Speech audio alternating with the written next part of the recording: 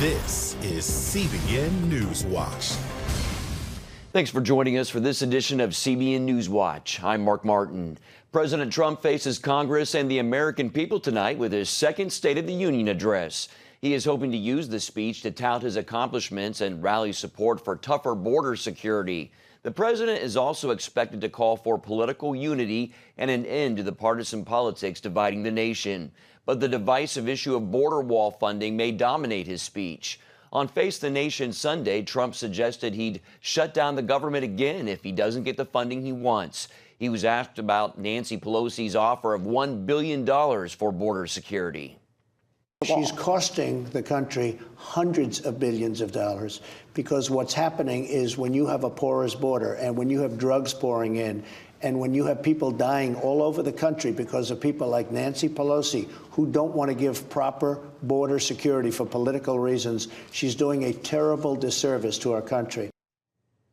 And CBN's Gary Lane is following the State of the Union for us. Welcome, Yes. Gary. Good to be with you, Mark. Yeah, appreciate the time. So wall funding and border security will be major issues in the speech. How likely is it that minds will be changed by what the president says tonight? Well, Nancy Pelosi will be sitting right behind him. That's a change from last time because the Democrats are in a majority. He's unlikely to change her mind, probably unlikely to change many of the Democrats' minds. But what the president is hoping for is to change the American public's mind on this. And he wants them to contact their members of Congress, pressure them into supporting the president on border wall funding, Mark. How serious is he about declaring a state of emergency? Well, he said on Face the Nation, he said, look, nothing's off the table. So he's talking about possibly shutting down the government again on February 15th if these negotiations over the border wall and the budget do not proceed as the way he wants them to, and a state of emergency. He's already sent 3,000 troops down there. What else is he expected to talk about tonight? Well, North Korea, you know, there's another summit coming between Kim Jong-un and the president this month. He'll also talk about trade in China, negotiations to get those on track. And then also he'll tout his successes with the economy. We have record low unemployment. For 50 years, it hasn't been this low. Also, more people finding work or jobs available than there are people to fill them. And then just last month, Mark, 300,000 jobs added to the economy. And many of those jobs are manufacturing jobs that President Obama said would never come back. Well, those are all wonderful, wonderful examples of good news. He'll talk about them tonight. All right. Thanks, Gary. In other news, Virginia Governor Ralph Northam is still in office despite calls for his resignation. There's no word on the outcome of a meeting with his staff later Monday afternoon. Northam was asked by both Democrats and Republicans to resign after a racist yearbook photo surfaced Friday. Northam initially apologized for appearing in the photo, but later said he was not convinced it was him. If he does leave office, Virginia Lieutenant Governor Justin Fairfax will replace him. But Fairfax is facing trouble of his own. A woman is claiming that Fairfax sexually assaulted her in 2004. Fairfax denies the claim and says there is no evidence to support it. A California utility company is filing for bankruptcy, facing massive legal expenses from lawsuits over fires allegedly started by its equipment. It's been nearly 3 months since a series of deadly wildfires started scorching much of California. CBN's John Jessup recently traveled to the area where many are looking for ways to redeem the devastating destruction. During the Woolsey fire, tens of thousands of people like Brenda Epperson and her family were forced to flee their homes in search of safety. The fire literally came within feet of her property, but was spared, she says, because of the power of prayer. This is the closest point right here. Hollywood actress Brenda Epperson has played many roles throughout her career, but none more dramatic than when her home became part of the backdrop of last November's Woolsey fire. This mountain was in flames and it was jumping over the road. And I was petrified. Thinking she was safe after hours taking in nearby friends and their farm animals, Brenda suddenly found herself under a mandatory evacuation. And my husband came in with this horrific look on his face and he said, "We have to go now. The fire's at the top of the hill." As they prepared to leave, she did the only thing in her power. I just started praying over our home, over the neighbors, and over the city and the towns. and the people, and just crying out to God and just quoting his word. You know, you said in your word, Psalms 91, whoever dwells in the shelter of the Most High will find rest in his mighty shadow. I will say of the Lord, he's my refuge and my God, in whom I trust, Lord. God stopped that fire. After the fire, Brenda told CBN News in a Skype interview her prayers were answered for both her and most of her neighbors. Unlike this fence across the street from her home, the fire left these wooden crosses and the fencing along her property completely untouched. Farther up the coast, a different story. The Camp Fire in Northern California became the deadliest in state history, burning more than 150,000 acres, destroying nearly 20,000 buildings, and killing more than 80 people. There ain't nothing to go back to. We're basically homeless right now. CBN's Operation Blessing is still here, helping area churches give much-needed aid to the fire victims. They've lost their whole homes, you know, their whole lives, and so they're, feeling really heavy, and so we want to come alongside them. As if things couldn't get worse, mid-January's nonstop rain triggered mudslides that washed out roads and brought down houses that escaped the wildfires. Still, Brenda says she's already seeing some good things emerge. I just really believe that God is going to use this fire to cause revival to break out in people's hearts and in their minds and by his Spirit. It will take years to rebuild and recover. For people like Brenda, the charred remains of the fire aren't reminders of what's been lost, rather a symbol of what's to come. As Isaiah 61 reads, a crown of beauty for ashes, an oil of joy for mourning, and garments of praise instead of despair. John Jessup, CBN News, reporting in Agora Hills, California. Insurance claims for the November fires come in just under $11.5 billion, making them among the most expensive in California history. Israel has begun the final phase of construction of a galvanized steel barrier 20 feet high that will run the length of its frontier border with the Gaza Strip. The 20,000-ton barrier will extend for 40 miles along the Gaza border and have a smart fence that can detect Hamas attack tunnels underground. Israeli Prime Minister Benjamin Netanyahu said the new barrier will prevent terrorists from Gaza from penetrating into our territory on the ground, and that if the situation in Gaza does not remain calm, Israel will not hesitate to act. Pope Francis is back at the Vatican after his first papal trip to the Arabian Peninsula. An estimated 180,000 people attended Mass with the Pope in Abu Dhabi. It's the first event of its kind in the United Arab Emirates. Crowds gathered in the UAE's Zayed Sports City Stadium to hear the Pope. He delivered Mass just a day after calling on Christians and Muslim leaders to work together. He also spoke about how Christians should live and asked the question, who is correct here, Jesus or the world? He went on to say Jesus lived poor in respect to things, but wealthy in love, healed so many lives, but did not spare his own. He reminded the faithful that Jesus came to serve and not be served. Authorities in the Philippines have 5 suspects in custody for their alleged involvement in the bombing of a Catholic church. They are believed to be part of the Abu Sayyaf terror group, responsible for the church attack last month that killed 23 people and wounded about 100. Police also said the suspects escorted the 2 suicide bombers around the city and to a meeting with the Abu Sayyaf commander who is accused of funding the attack. It's a plain act of terror, this one. It's a plain act of terror. This is being planned so many years back already. The bombings came nearly a week after minority Muslims in the predominantly Roman Catholic nation endorsed a new autonomous region in the southern Philippines in hopes of ending nearly 5 decades of a separatist rebellion.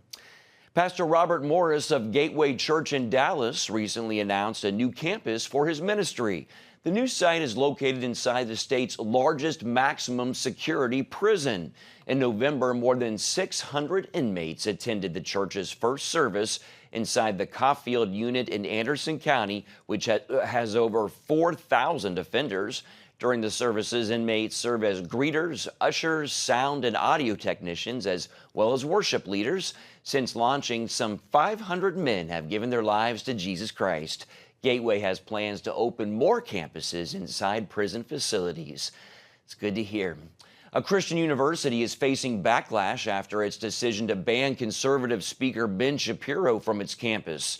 Shapiro is the editor-in-chief of the Daily Wire and host of The Ben Shapiro Show. He is regularly invited to college campuses to advocate for Judeo-Christian and conservative values. Grand Canyon University's Young Americans for Freedom invited him to speak at their Arizona campus. However, the school administration said his appearance would be divisive. According to a statement released by the school, Shapiro was not allowed to speak there because it would erode the school's, quote, unique and united community. Coming up, what Medicare for All and the Green New Deal could cost you as the taxpayer as Democrats look at funding some major pet projects.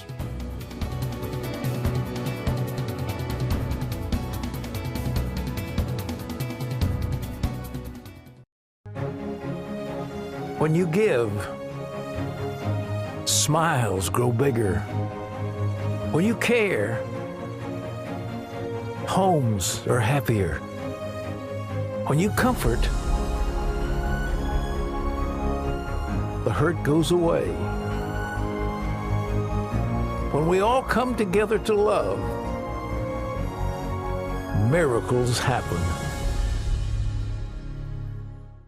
Hello, I'm Terry Newsom. Did you know there are more than 148 million orphans in the world today? 148 million. But it was 3 little girls that taught me about the plight of orphans. My husband and I spent nearly a month immersed in the daily activities of a Ukrainian orphanage as we waited to adopt 3 sisters.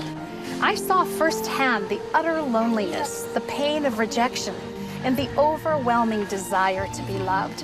That experience changed me forever. And out of it grew a ministry from my heart called Orphan's Promise. Today, we're helping orphans and vulnerable children in more than 50 countries worldwide. Thousands of children are now in safe homes. They're being educated, and they're learning life skills. I'm asking you to join with me and become family to these children. Will you call the number on your screen right now? Because every child deserves a chance to be happy. Hello? Is this thing on? Hey, kids, do you love games? And do you love discovering things? Well, do ya? Then you're gonna love this. It's the new free Superbook Kids Bible app. You can play games, watch videos, find answers to your questions, and a whole lot more. The new Superbook Kids Bible app. Free downloads available on iTunes and Google Play now. Welcome back. One thing Democrats are working on in Congress is finding ways to fund a progressive agenda, including everything from Medicare for All to a Green New Deal. CBN's Ephraim Graham spoke with one Washington journalist who's taken a closer look at the numbers and about what this could mean for the national debt and for you, the taxpayer. As some members of Congress debate spending, other Democrats are looking for ways to fund some pretty ambitious pet projects. Tiana Lowe with the Washington Examiner joins us now. So what are some of the biggest ideas out there, and how much could they cost taxpayers? So Medicare for All is conservatively valued at $32.6 trillion over its first decade. The Green New Deal is a whopping $49.1 trillion in its first decade. And free college is approximately $500 billion in its first decade. Wow. Democrats say the funding would come from a massive tax on the wealthy. Is that the case? And would middle or lower income taxpayers be hit as well? Everyone would have to be hit if we want these Scandinavian-style programs. If you look at these European countries that have these effectively socialized systems, which are still able to reap from the economic growth engine and subsidies coming from America, they still have massive tax rates on the middle class and on the working class. It's just assumed that everyone takes a massive hit. So if you look at Elizabeth Warren's wealth tax, in the first decade, it would accrue only $2.75 trillion in tax revenue. And that's essentially a one-time payment, because if you believe that imposing this massive wealth tax on America's most significant job creators wouldn't ultimately force them to emigrate from the country, do I have a bridge to sell you? In your estimation, are these policies progressive or socialism? These are socialist policies through and through. I think that the best case you can make for progressive policies is that they're public investments in society. For instance, the CHIP program, stuff for children, stuff to help veterans back on their feet. These are all things that you could justify spending more taxpayer money by saying that they will reap more benefit and they will accrue more interest in society later on. This is just taking a dollar, saying you're going to spend a dollar and you're going to come out with a dollar, and thinking that the government, that this massive leviathan of a bureaucracy, if you look at the DMV, if you look at the VA, if you look at Medicare, Medicaid, thinking that that will be more efficient than the private market is just an economic fallacy. How do you see this playing out among liberal and conservative lawmakers? So I think the liberals are sort of jumping the gun on this because they think that this is where public opinion lies, when really if you just say, how do you feel about free college? How do you feel about free healthcare? Everyone loves free stuff, but there is no such thing as a free lunch. The second you poll Americans on how do you feel about Medicare for all, knowing that your taxes will increase, your wait times will increase, and the supply of medicine and healthcare providers in this country will shrink, the overwhelming majority of Americans oppose it. With the Washington Examiner, thank you so much for your reporting and your time. Thank you. Still ahead, living outside the city has its perks, but having easy access to a doctor when you're sick may not be one of them. One county's solution that could up helping nationwide. Right after this.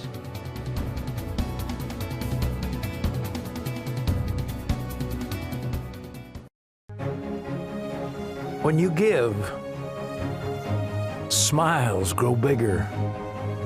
When you care, homes are happier. When you comfort, the hurt goes away. When we all come together to love, miracles happen. Hello, I'm Terry Newsom. Did you know there are more than 148 million orphans in the world today? 148 million. But it was 3 little girls that taught me about the plight of orphans. My husband and I spent nearly a month immersed in the daily activities of a Ukrainian orphanage as we waited to adopt 3 sisters. I saw firsthand the utter loneliness, the pain of rejection, and the overwhelming desire to be loved. That experience changed me forever. And out of it grew a ministry from my heart called Orphan's Promise. Today, we're helping orphans and vulnerable children in more than 50 countries worldwide. Thousands of children are now in safe homes. They're being educated, and they're learning life skills. I'm asking you to join with me and become family to these children. Will you call the number on your screen right now? Because every child deserves a chance to be happy. Hello? Is this thing on? Hey, kids, do you love games? And do you love discovering things? Well, do ya? Then you're gonna love this. It's the new free Superbook Kids Bible app. You can play games, watch videos, find answers to your questions, and a whole lot more. The new Superbook Kids Bible app. Free downloads available on iTunes and Google Play now. Living in the country can be a lot less stressful, but not if you need a doctor. Some 90 million Americans cannot count on adequate medical care in rural areas. One California county, however, is working to change that. CBN News health reporter Lori Johnson reports that if it works, it could be a model for other communities. Compared to patients in big cities, a diagnosis of cancer, heart disease, diabetes, and other illnesses can be much worse for folks living in rural communities, largely because of doctor shortages there. New doctors tend to locate near the medical school where they completed their residency, the years after getting their MD, when they train in their chosen field.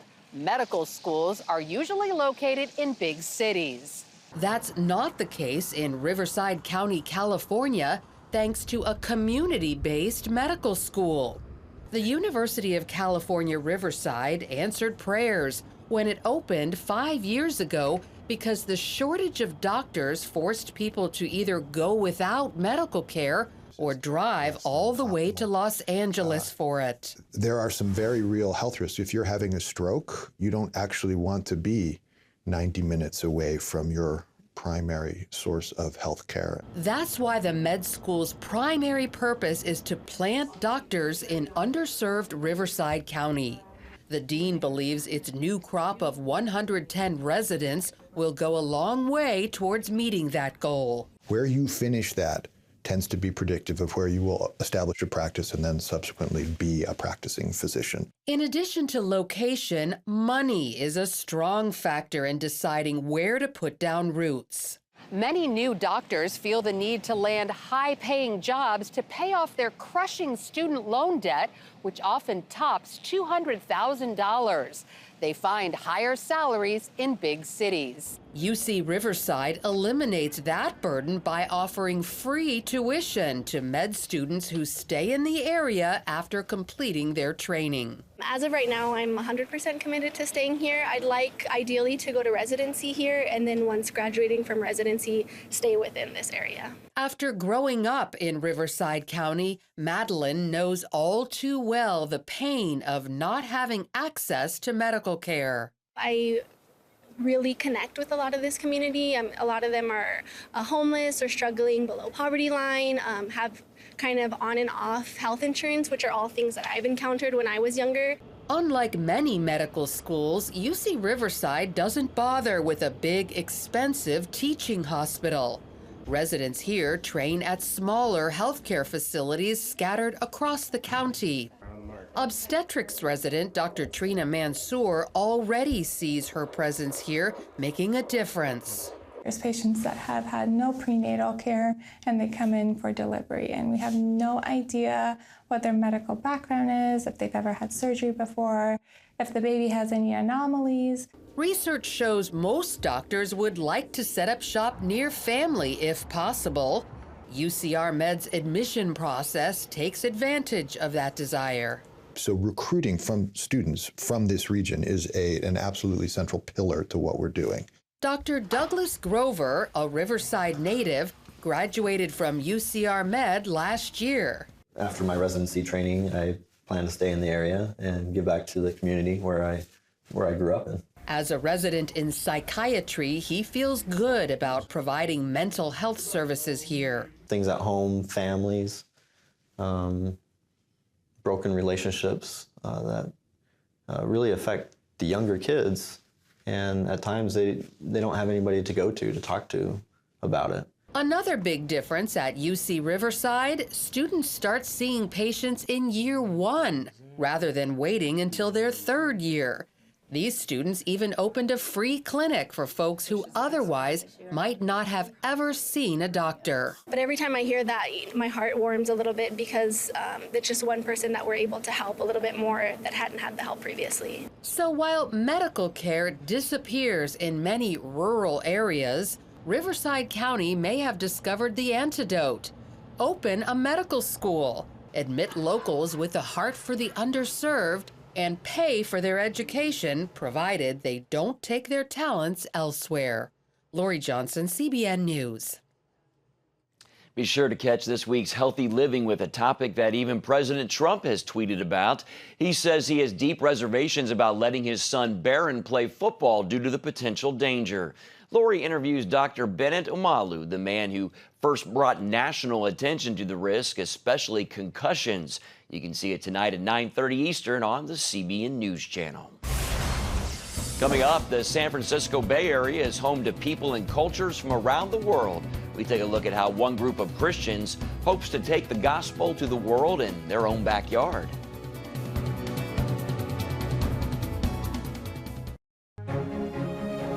When you give, smiles grow bigger. When you care, homes are happier. When you comfort, the hurt goes away. When we all come together to love, miracles happen.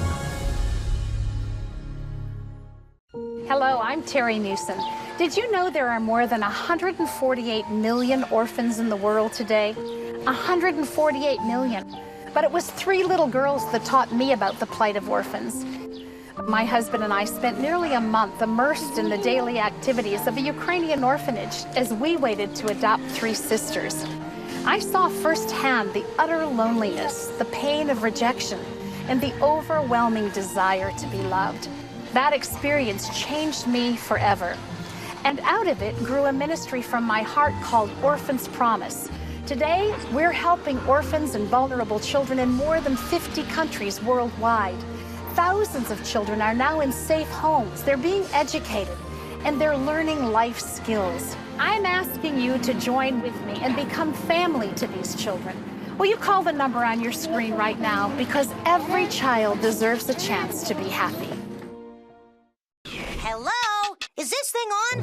Hey, kids, do you love games? And do you love discovering things? Well, do ya? Then you're gonna love this. It's the new free Superbook Kids Bible app.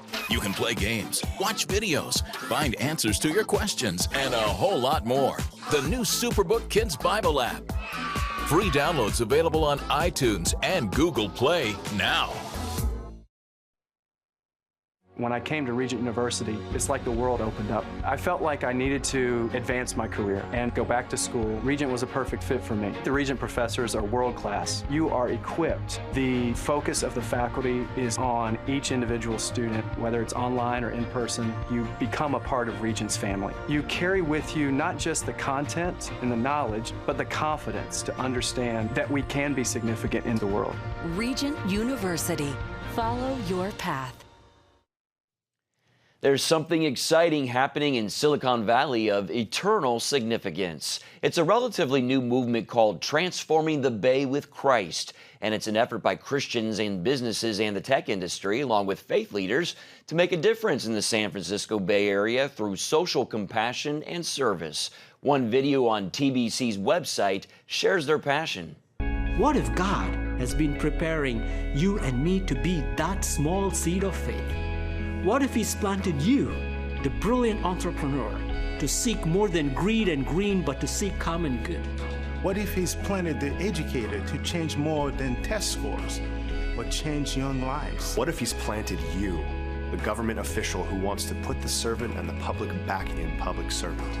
And what if God has been preparing this great area to receive that seed? This valley is fertile, don't you know? Let us take this gospel out. Jesus has come to us. Let us take Jesus to the people. We are not done. God is not done. Oh no. He is just getting started. Amen. TBC leaders say God has brought people from all over the world to the Bay Area, and it is the church and its members' responsibility to show them the real meaning of life through Christ. You can find more on the issues you care about most at CBNNews.com and can watch CBN News programs anytime on our CBN News channel. Also, tell us what you think about the stories you've seen here by emailing newswatch@cbn.com or talk to us on Facebook, Twitter, and Instagram. Hope you'll join us next time. Have a great day.